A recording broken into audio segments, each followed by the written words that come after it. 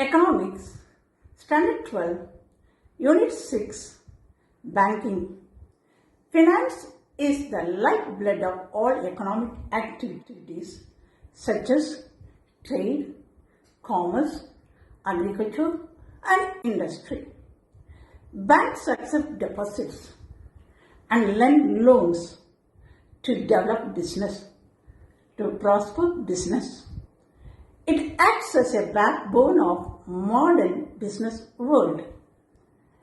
In order to maintain financial stability of your country, banks are highly regulated. Before learning the importance and functions of various banks, let us learn or let us trace the historical development of banks. Do you know which is the oldest bank in the world?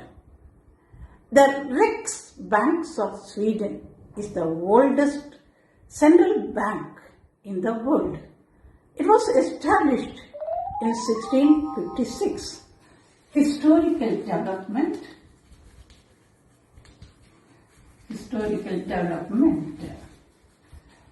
So under historical development, the oldest bank which was established in 1656, the Riksbank of Sweden. The Riksbank of Sweden. So the Riksbank of Sweden, Swedish, in 56, okay, and the sole right of note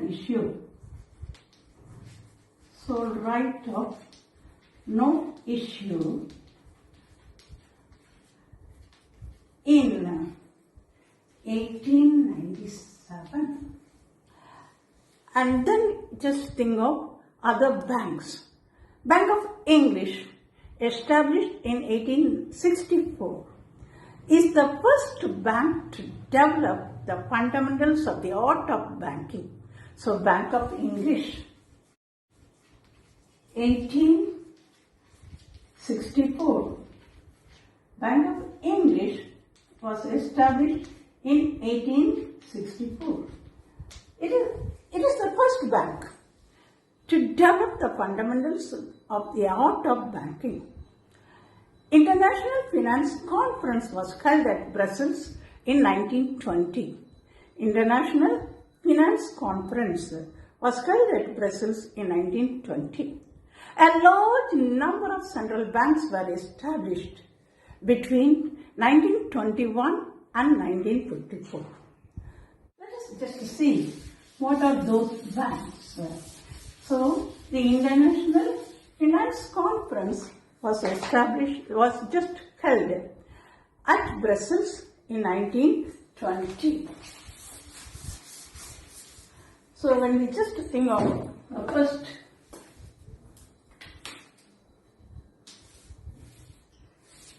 so 1920 International Finance Conference. International Finance Conference was held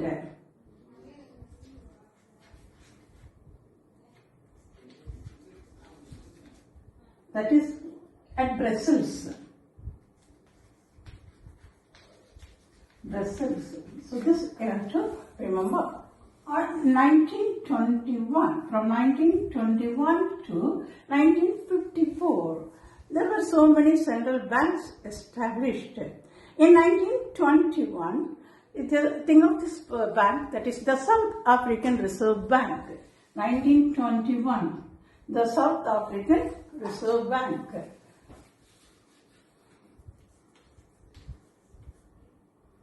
The South African Reserve Bank. African Reserve Bank.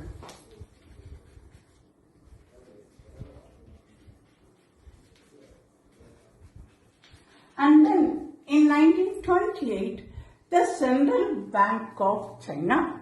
1928, Central Bank of China.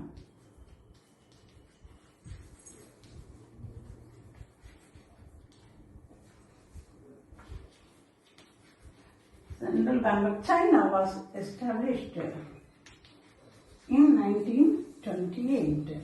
And then you just remember the other important banks.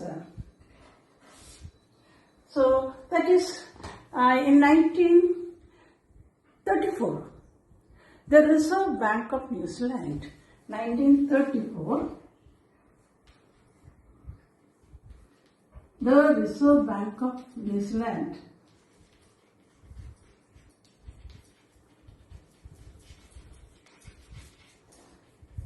The Reserve Bank of New Zealand was established in 1934. And you know, in 1935, the Reserve Bank of India was established. 1935, the Reserve Bank of India. Reserve Bank of India. This we know already. Okay, so in 1920, International Finance Conference was held at Brussels from 1921 to 1954. There were so many central banks established, and in 1921, the South African Reserve Bank was established, and 1928, Central Bank of China was established. 1934, the Reserve Bank of New Zealand, and in 1935, the Reserve Bank of India were established, and 1950, the Central Bank of Ceylon, and 1954, the Bank of Israel. So, in the historical development, the first or the oldest bank in the world was established in 1656. That is known as the Riksbank of Sweden.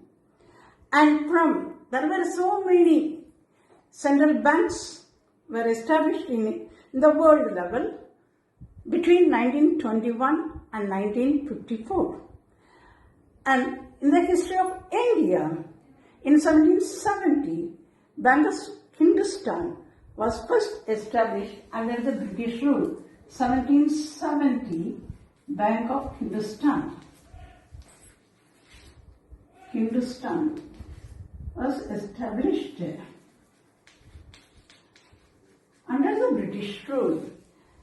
And then, you know, the three presidency banks, namely Bank of Bengal in 1809, Bank of Bengal. And in 1840, Bank of Bombay. Bank of Bombay in 1840. And in 1843, Bank of Madras. Bank of Madras. These three banks were known as presidential banks. 1809, Bank of Bengal, and in 1840, Bank of Bombay, and in 1843, Bank of Madras. These banks were known as presidential banks. They controlled and dominated the banking system in India. All the three were merged in 1921 as Imperial Bank of India. So, all the three were merged as Imperial Bank of India in 1921. So, 1921, all these three banks were merged called as Imperial Bank. Imperial Bank of India. So these three were merged into one. Okay, so that's known as Imperial Bank of India. And later in 1955 onwards, it is known as SBI. So from 1955 onwards, it is known as SBI. So just to think that is in 1770, Bank of Hindustan was established under the British rule.